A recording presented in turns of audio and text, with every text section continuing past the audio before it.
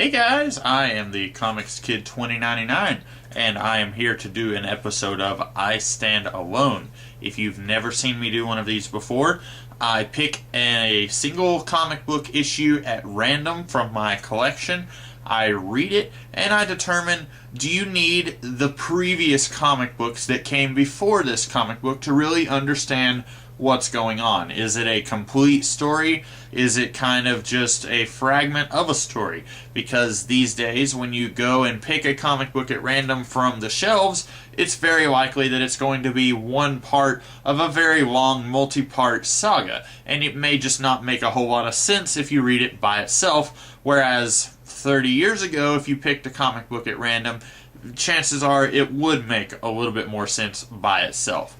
And which comic did I pick today? Well, the last time I did this, it was a Marvel comic, and the time before that, it was a DC comic. So, today is an indie book as far as indie goes. These days, some indie companies are much more indie than others. A little bit of a George Orwell reference for you. A lot of people might not consider this company indie. For me, my own personal thoughts, if it's not Marvel and it's not DC, it's indie. That may not fly with you guys, but oh well, it's my rules, my video. Today, Trencher, issue 3. This is written, drawn, inked, the whole shabazzle by Keith Giffen. You've heard me talk about Keith Giffen before. He had a sizable run on the Legion of Superheroes. He actually had a couple of runs with different people on the Legion. And this is, I guess, his own creator-owned thing. I know nothing about Trencher.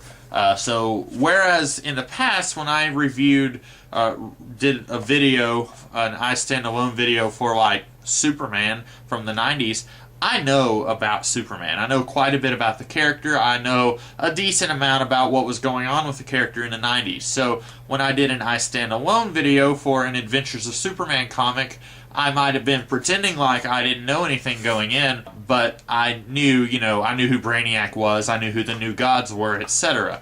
With Trencher, I'm not pretending. I really don't know anything. So I went into this comic as cold as I can possibly go for this series of videos. Essentially, this is what the comic is about. Trencher fights this guy on the cover, if you can kind of make that out. He fights Supreme for the whole comic. That's the plot, if you will. This is, of course, issue 3 in, I don't know if it's a limited series or an ongoing series. I did not look that up before making this video, but there is a blurb for the next issue. So if it's a limited series, it's probably like 6 issues long. Honestly, I'm mixed on this. On the one hand, I don't think I could ever say that a comic book that is strictly a fight for the entire thing, I don't think I could ever say that that's a good comic. To me, fundamentally, at the core of any story, you need to have character, and you need to have story, and you need to have characters who are, over the course of that story, changing. They're going through some kind of character arc.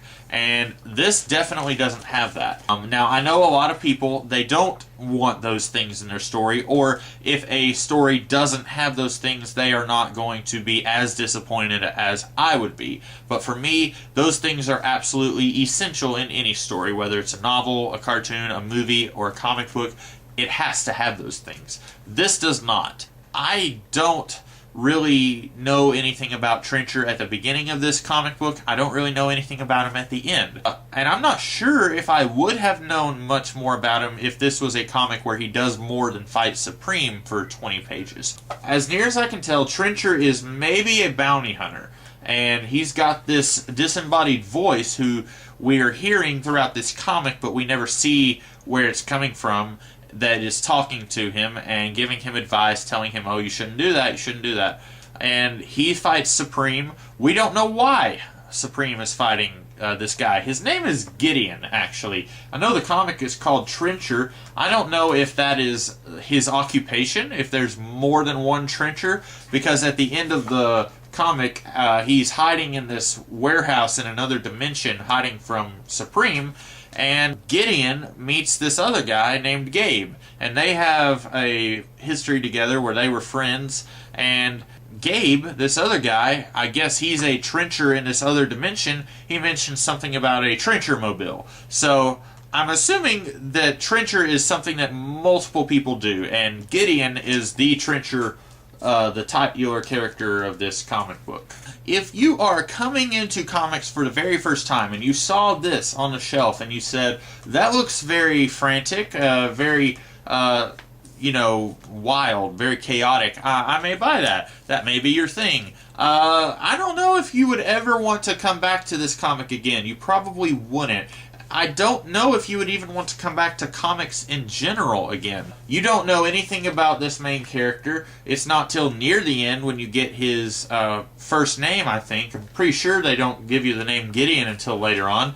We don't know anything about this disembodied voice named Phoebe. We don't know why Supreme is fighting Gideon.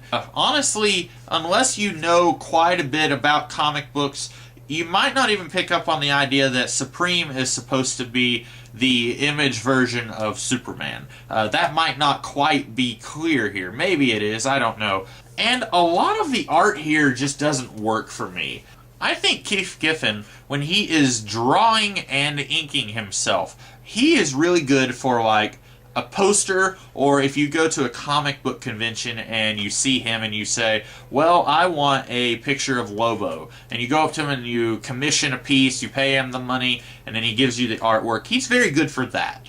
He's less good for sequential artwork, where, especially there's a few sequences here where Supreme, he punches Gideon and he's flying across the New Mexico desert and he lands in a casino or something.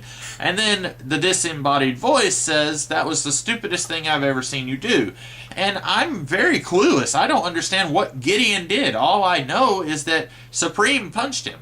And I'm guessing I missed something that Gideon did, but at times the artwork is just so busy, I have trouble figuring out exactly what is going on. I really like Giffen's artwork when he's more clean, a little bit more crisp. I still like his very square, not realistic art. I like, somebody, if they've got a fist coming at you and it's just basically a square and it isn't, a realistic fist. I don't mind that, but this is very scribbly. It's very doodles all over the place. It's just hard to tell what's going on a lot of the time. That, coupled with the fact that there really isn't a story here, that's mostly 80% of it is a fight. Then at the very end, Gideon is hiding in this warehouse. He meets another guy. Then he leaves, and then we see some guy, I can't even see his face, and he's talking about finishing the deal that his brother started. And he's got really long fingernails and is storming, and it's supposed to be ominous, except I don't know who this guy is. I don't know who any of the main characters are, so I don't know why I'm supposed to care enough to come back for issue 4. Not really a good issue.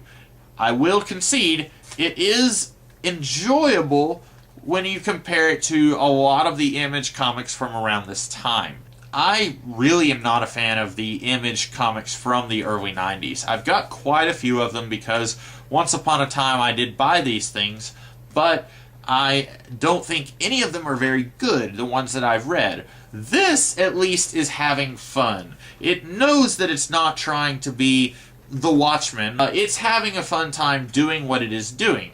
A lot of the other Image comics, if you picked up Young Blood from the same month that this came out, it thought that it was being really serious. It thought that it was being this very mature, very adult comic book, when really it was something that 13-year-olds bought because they liked the cool, colorful action heroes. And that was basically what it was. This doesn't have any delusions about what it is. It's still not very well done. I think there's 101 ways that this could have been done better as a story, but at least it's having fun doing what it's doing. And when you read it, when you can tell what's going on, you're probably going to have fun too. Does this comic stand alone? No, not at all. You definitely need the previous appearances of Trencher to really understand who this guy is and what he does, why Supreme is fighting him. Unfortunately, those things do not really fit in with the I Stand Alone parameters. So, no, this does not stand on its own, if you will. But it is, on a certain level, a little bit enjoyable. Of course, you have to be kind of a fan of Keith Giffen's artwork to really enjoy it. But, yeah, that's that's what it is. And that's really about all I have to say here. I hope you enjoyed this video. If you have any suggestions for comic books that I can do an I Stand Alone video on, go ahead and put them in the comments below. Of course, I may not have the comics that you suggest. I have, I don't know, 1,000 single issues, maybe. These are comics that I bought over the course of 10 years, give or take. And I might have it if you suggest it. I might not. I don't know. But really, I'm going in order. I'm going, indie DC Marvel, indie DC Marvel. So the next book that I do will be a DC comic. And I'm just kind of, if someone says, well, you should do Batman issue 1000, well, if I don't have that issue, I won't do it, obviously, but I may do a Batman comic if someone suggested it. So, do that, and I will see you guys in a couple weeks whenever I do another one of these videos. Until then, I will see you guys later, tomorrow, with another kind of video. Catch you later. Have a good day.